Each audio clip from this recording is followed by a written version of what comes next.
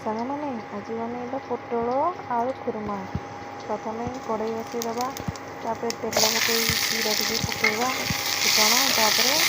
पियाज पकई घाटीदबा पियाज तेल टे ब्राउन आसला टमाटो ऐड करवा टमाटो को टे भल भाव मिसईदबा आम पकईबा रसुण लंका टमाटर बाटिक रखा गोटे पेस्ट गोटे अदा रसुण सेटा आम टे घाटी नवा स्वाद अनुसार लुण हल्दी पकईकि भल भाव गोलैदबा किसी टाइम कषा को छाड़दबा ऐड करवा आलू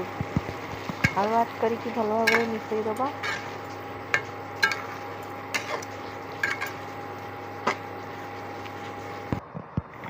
किसी टाइम छाड़दबा पानी टिके देकी ज़्यादा पानी देकी किसी टाइम सिझा को छाड़दबा तापर आम छाणिकी रखिथिबा पूर्वर छाणिकी रखिथिबा पोटल को पकईबा तापर पोटल आलू को भल भाव घाटी दबा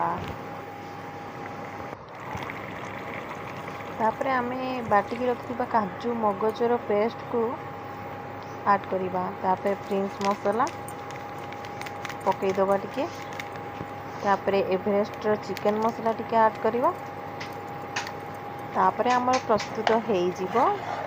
पोटल आलू खुरमा। आपण माने भी ट्राए करंतु निश्चय। तापर